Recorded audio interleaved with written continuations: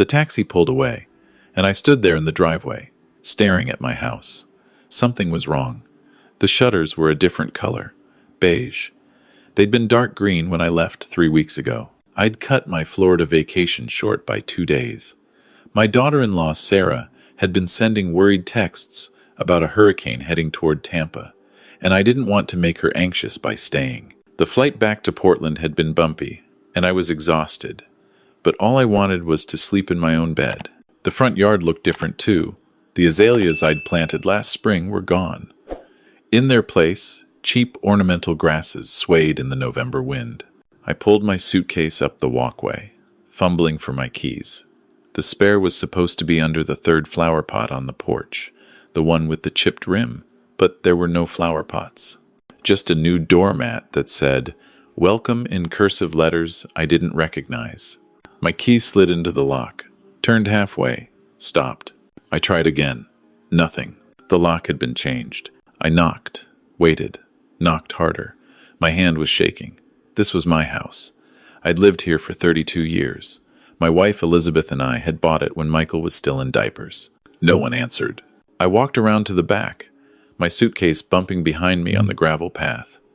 The gate was locked with a combination padlock I'd never seen before. I reached over, fumbling with the latch from the inside, and let myself into the backyard. The swing set was gone. Michael had played on that swing set until he was 12. I'd spent a whole weekend assembling it, cursing at the instructions, while Elizabeth brought me lemonade and laughed at my frustration. The back door was locked too. Different lock. I cupped my hands against the kitchen window and peered inside. Empty. The kitchen table was gone. Elizabeth's collection of ceramic roosters that had sat on the shelf above the stove, gone. The curtains we'd picked out together at that little shop in Selwood, gone. My chest tightened. I couldn't breathe right. I tried the basement window. It was old and had never latched properly. I'd been meaning to fix it for years. My fingers found the edge, and it slid open with a familiar scraping sound. I squeezed through, dropping onto the concrete floor harder than I'd intended. Pain shot through my hip. I was 68, not 38. But I was in my own house, and something was very, very wrong. The basement was empty too.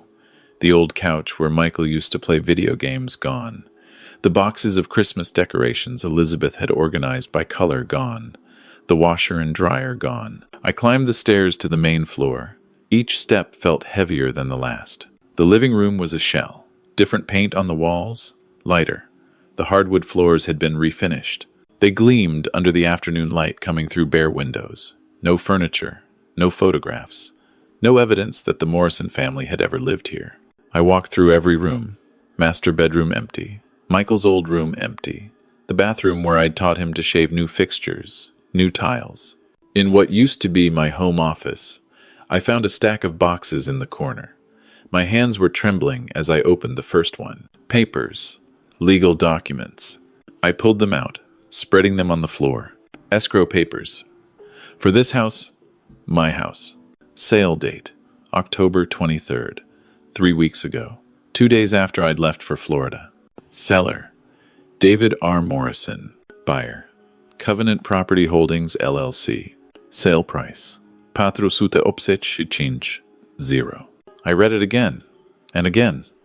The words didn't change. Someone had sold my house while I was gone. I grabbed my phone with shaking hands and called Michael. It went straight to voicemail. I tried again. Same thing. Then I called my neighbor, Patricia. She'd lived next door for 20 years. She answered on the third ring. David, is that you? Patricia, what happened to my house? There was a long pause. David, honey, I thought you moved. There was a moving truck here about 2 weeks ago. Cleaned the whole place out. Your son was here supervising everything. Michael was here? Yes. He said you'd decided to move to Florida permanently to be closer to Sarah and the grandkids. He seemed very organized about it all. Had a whole crew. Patricia, I never authorized any of this. Another pause. When she spoke again, her voice was quieter. David, are you okay? Do you need me to come over? I'm in the house right now. It's completely empty. All my things are gone. Should I call someone? Your son? Or, no, No, I'll figure this out. Thank you, Patricia. I hung up before she could ask more questions. My mind was racing. I opened the next box. More papers. Bank statements. But not from my bank. These were from First Columbia Credit Union, an account I didn't recognize. Account holder: David R. Morrison.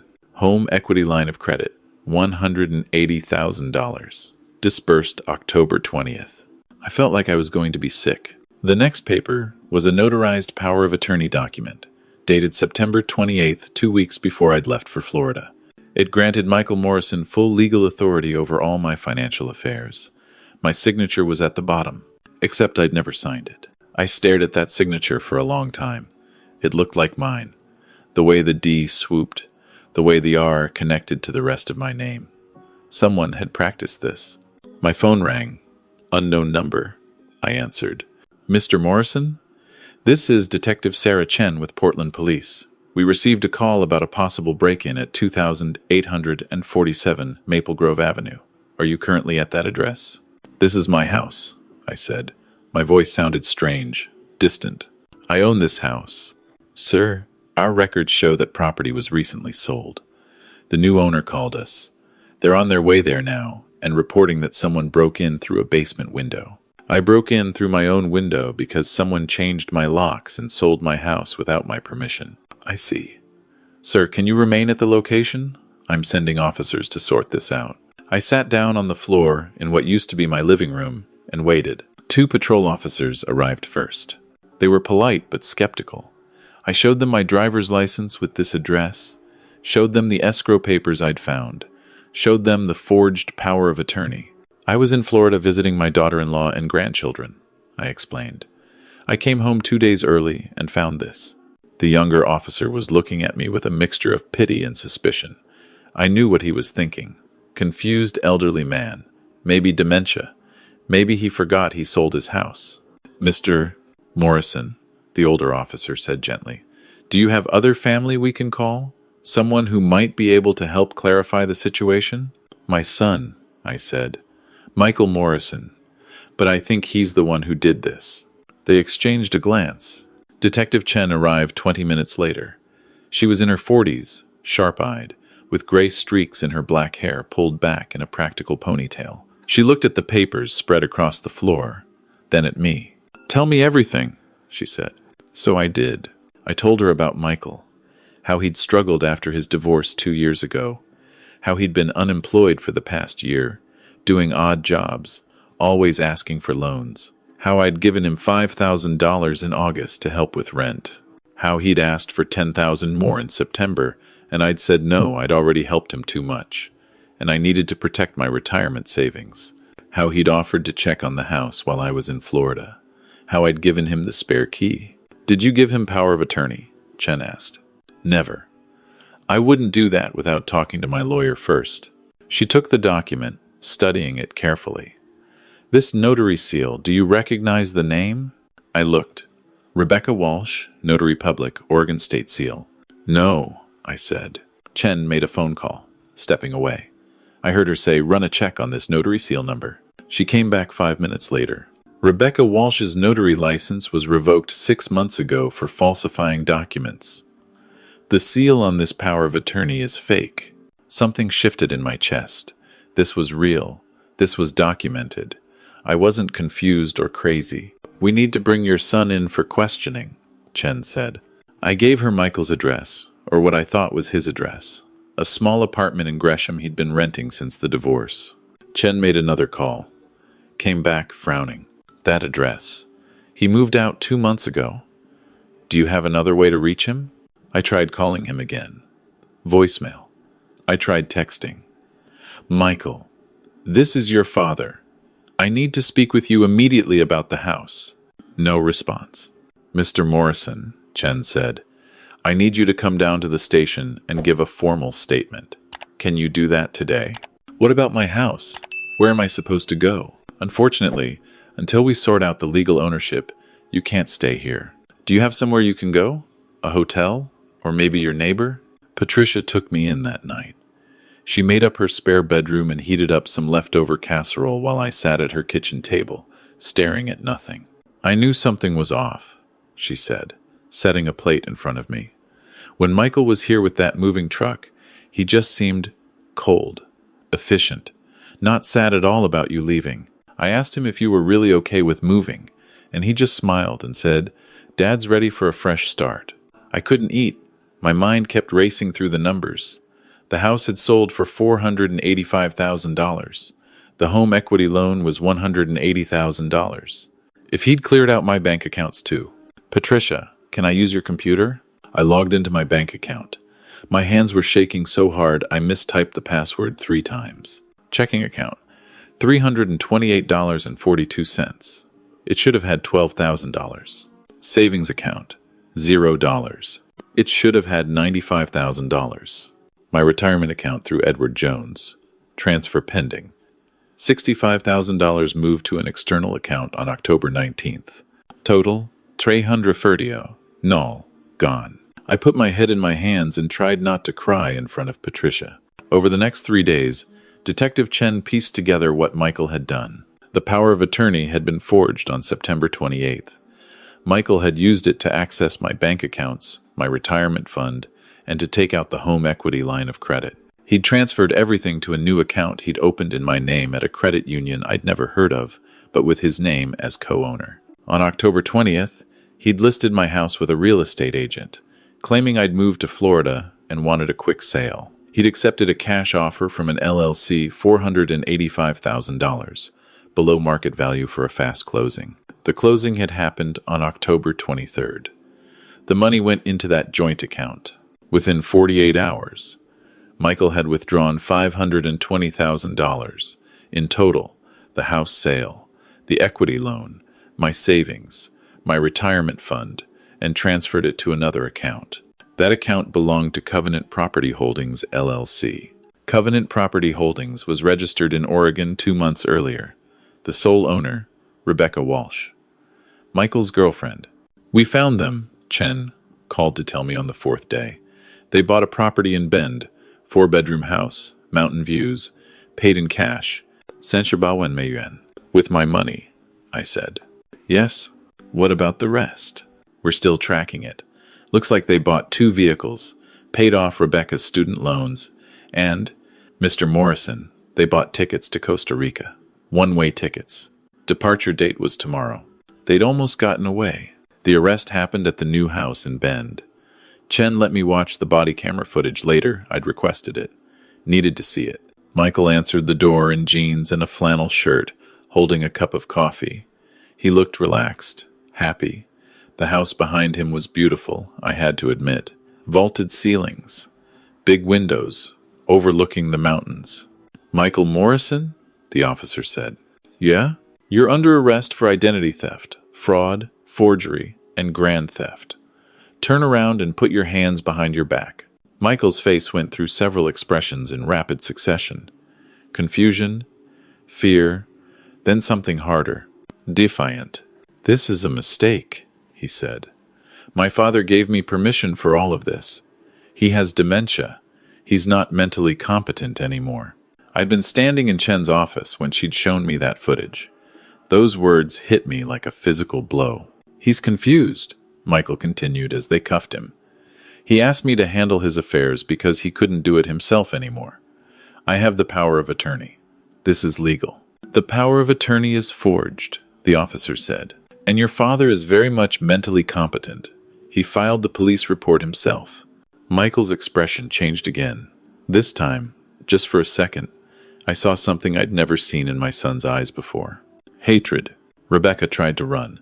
She made it to the back door before they caught her in the yard, halfway to the tree line. She was crying, screaming that it wasn't her fault, that Michael had made her do it, that she didn't know the money was stolen. They found the forged notary stamp in her purse. The legal process took 8 months. My lawyer, Tom Bradford, was a patient man in his 50s who'd handled Elizabeth's estate when she passed. He explained everything in terms I could understand, even when I felt too tired and broken to listen. The house sale was voided. The transaction had been based on forged documents.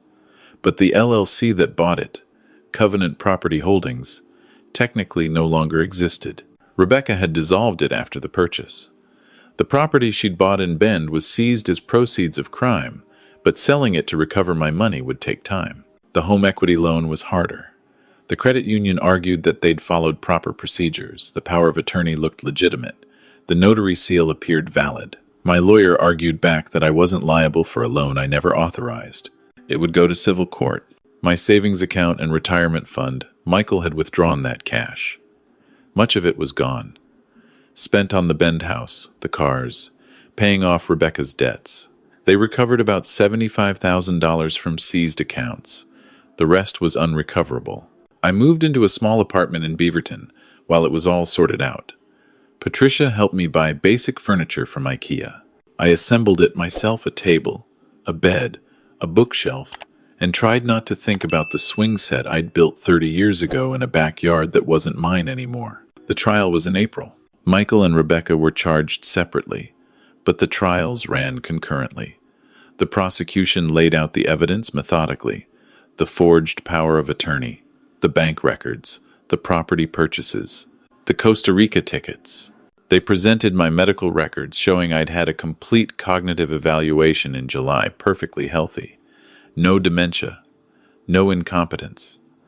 My doctor testified that I was as sharp as men 20 years younger. Michael's defense lawyer tried to paint me as a confused elderly man who'd given permission and then forgotten. But they had the evidence against them. My emails to Michael from September, asking him to stop requesting money, text messages where he'd promised to take care of everything while I was in Florida. Patricia's testimony about how odd his behavior had been during the move. And they had Rebecca's fake notary seal. That was the nail in the coffin. The prosecution called me to the stand on the third day. I was nervous. I hadn't spoken to Michael since before I'd left for Florida. Hadn't seen him except in the courtroom, where he sat with his lawyer, barely looking at me. The prosecutor asked me to explain my relationship with my son. I told them about teaching him to ride a bike on this very street, just a few blocks from the courthouse, about helping him with homework at the kitchen table every night, about paying for his college education, $40,000 I'd saved carefully over 18 years, about standing next to him at his wedding, proud and hopeful, about Elizabeth's funeral, where Michael had held my hand and promised he'd always be there for me. The prosecutor showed me the power of attorney. "Is this your signature, Mr. Morrison?" "It looks like my signature," I said. "But I never signed that document. I never gave my son permission to access my accounts or sell my house." "Why do you think your son did this?" I looked at Michael then, really looked at him. He was staring at the table in front of him, jaw clenched. "I don't know," I said honestly. "I've been trying to understand it for 8 months. Was it the divorce? The unemployment? Did I fail him somehow as a father? But then I remember what the detective told me. He bought a house with my money. He was planning to start a new life in Costa Rica. And I think he just wanted what he wanted, and he decided I'd lived long enough to deserve what I had." The courtroom was very quiet. "When he was arrested," I continued, "he told the police I had dementia, that I was incompetent. I think that's the worst part. Not the money, not even the house. It's that he was willing to erase me, to make me into nothing, a confused old man who couldn't manage his own affairs. That's how he justified it to himself." Michael finally looked at me then. I'd expected anger or defiance. Instead, he just looked empty. Rebecca's trial was shorter. Her lawyer tried to argue she'd been manipulated by Michael, that she was a victim too. But the prosecution showed text messages between them, planning the whole thing. "Rebecca, your dad's going to figure it out eventually." Michael, "Not if we're in Costa Rica. By the time he gets back, it'll be done." Rebecca, "What if he comes back early?" Michael, "He won't. And if he does, we tell everyone he's senile. Who are they going to believe?" I sat in the courtroom and listened to my son's plans to destroy me, read out loud by a prosecutor who didn't know me, who didn't know that Michael used to call me every Sunday just to talk, who didn't know that the last thing I'd said to him before leaving for Florida was, "I love you, son." The jury deliberated for 4 hours. Michael Morrison, guilty on all counts, 15 years in state prison. Rebecca Walsh, guilty on all counts, 10 years in state prison. I should have felt something. Relief, justice, victory. Instead, I just felt old. The house was returned to me in June. nearly a year after I'd found it empty. The legal fees had taken $50,000. The Bend property had sold, but after liens and costs, I recovered only $180,000 of the $340,000 stolen. I walked through the empty rooms one last time before the estate sale.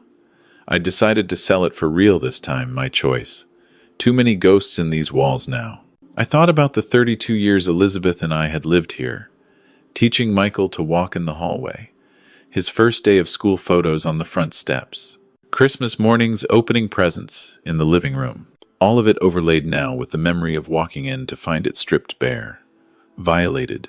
Patricia found me sitting on the floor of the master bedroom, where Elizabeth's side of the closet had been, where she'd hung her dresses and kept her shoes organized by season. "You okay?" she asked softly. "I keep thinking about something Michael said to me once," I told her. He was maybe 14, and he'd been caught shoplifting a video game with some friends. I picked him up from the police station, and on the drive home, I asked him why he did it. You know what he said? Patricia sat down beside me on the floor. He said, "I wanted it, and I didn't want to wait." I told him that's not how life works, that you have to earn things. That stealing from others is the worst kind of selfishness because it treats people like they don't matter, like they're just obstacles to what you want. I laughed, but it came out wrong. Bitter. I thought he learned that lesson. He apologized. He was never in trouble again. Good grades, college, married a nice girl. I thought I'd raised him right. You did raise him right, Patricia said. Something went wrong later. That's not on you. He looked at me, his own father, and saw an obstacle. Something to get around. And when I wouldn't give him more money, he decided to just take it all. We sat there for a while in silence. "What are you going to do now?" she asked. I bought a small condo in Lake Oswego. 2 bedrooms, nice view of the lake, close to that coffee shop I like. I stood up, my hip aching the way it had since I'd dropped through the basement window a year ago. I'm starting over. At 69. The estate sale was on a Saturday. Strangers walked through my house, buying pieces of my life. The coffee table, Elizabeth had refinished. The bookshelf I'd built. The dishes we'd received as wedding gifts. I kept 3 things. A photo of Elizabeth, our wedding rings, and a picture of Michael when he was 5, gap-toothed and grinning, holding up a fish he'd caught on our camping trip to Crater Lake. I don't know why I kept that photo. Maybe because I need to remember that the boy existed before the man who stole from me. Maybe because grief isn't clean, and you can love someone and hate what they've become at the same time. The condo in Lake Oswego is quiet, too quiet sometimes, but I've made it work. I volunteer at the senior center downtown twice a week, teaching financial literacy classes, how to protect yourself from fraud, and warning signs your family member may be scamming you. The classes are always full. More people have stories like mine than you'd think. Last month, a woman named Grace started coming to my classes. 73, widowed, suspicious that her nephew was trying to get her to sign over her house. I helped her find a lawyer, helped her set up protections. She cried and hugged me after the 3rd class, thanking me for probably saving her home. "How did you know all this?" she asked. "Experience," I said. Tom, my lawyer, sometimes meets me for coffee. He introduced me to his father, Frank, who's 80 and also widowed. Frank and I play chess at the coffee shop on Tuesdays. He's terrible at chess, but good company. He tells stories about his time in the Merchant Marine, and I tell him about my years as an accountant, back when we did everything on paper and calculators were the size of toasters. Neither of us talk about our kids. I know he has a daughter in Seattle who never calls. He knows I have a son who's in prison. That's enough. Patricia drives down from Portland once a month. We have dinner at a nice Italian place near the lake. She updates me on the neighborhood. The Johnsons got divorced. The Chen's daughter had a baby. Someone bought my old house and painted it blue. I don't ask if it looks good blue. I don't want to know. I haven't visited Michael in prison. He's at Snake River Correctional Institution in Eastern Oregon. He wrote me one letter, about 6 months into his sentence. It's still unopened on my bookshelf. Sometimes I think I should read it. Maybe there's an apology in there. Maybe there's an explanation that would help me understand. Maybe he's had time to think about what he did, and there's remorse. But then I remember his face when he was arrested. That flash of hatred. And I remember what he said, that I had dementia, that I was incompetent. He was willing to make me into nothing to justify what he'd done. I don't think I want to know what's in that letter. Sarah, Michael's ex-wife, called me last month. She'd heard about everything through mutual friends. She cried on the phone, apologizing, even though none of this was her fault. I should have warned you, she said.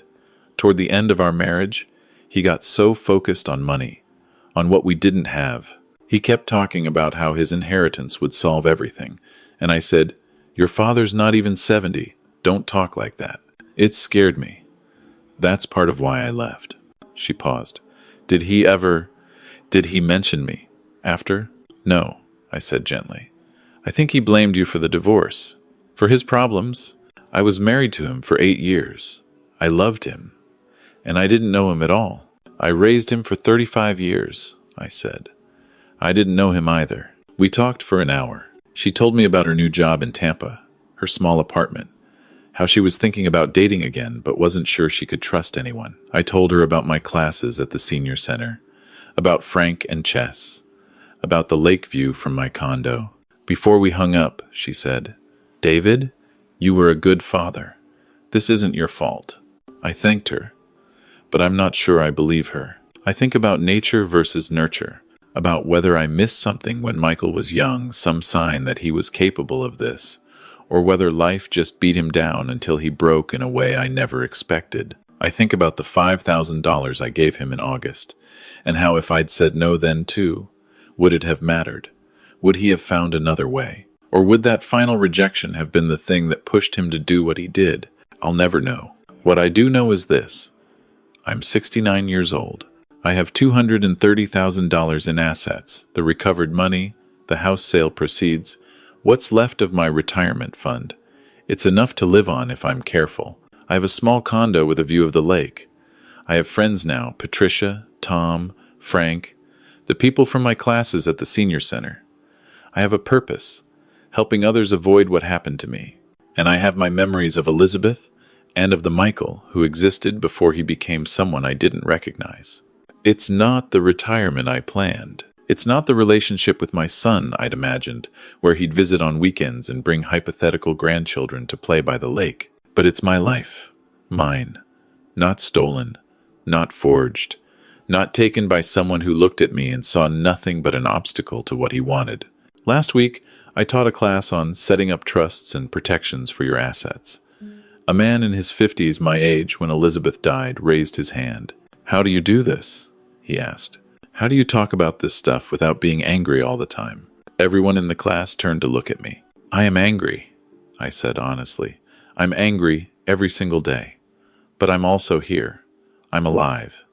And my son, the person who did this to me, doesn't get to take anything more than he already took. Not my present. Not my future. Not my ability to help people like you." I paused. He took my money and my house. He took the person I thought he was. But he didn't take me. I'm still here. And that's the only victory that matters.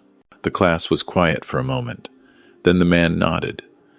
"Thank you," he said softly. After class, Grace waited for me by the door. "David, some of us are going to the diner for coffee. Would you like to come?"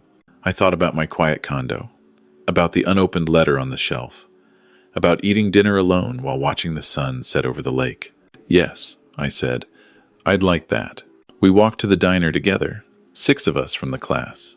We talked about everything except fraud and family betrayal. We talked about the weather, about a new Thai restaurant someone had tried, about whether the Trailblazers had any chance this season. Normal things, small things, the things that make up a life. I ordered coffee and pie. And I laughed at Frank's terrible joke about his chess game last week. And for an hour, maybe 2, I didn't think about Michael at all. That night, I stood on my balcony, looking out at the lake. The water was dark, reflecting the lights from the houses on the opposite shore. Somewhere out there, other families were having dinner, watching TV, putting kids to bed, living their lives. And I was living mine, different than I planned, smaller in some ways, but mine. My phone buzzed. A text from Patricia. Thanks for dinner last month. Same time next month? My treat. I texted back. It's a date. Then I went inside, turned off the lights, and went to bed. Tomorrow I'd teach another class. Frank and I had chess. Sarah was calling in the afternoon to tell me about a guy she'd been on 2 dates with, and whether she should risk a third. Tomorrow I'd wake up in my own place, in my own bed, and I'd make my own coffee the way I liked it. And that would be enough. It would have to be.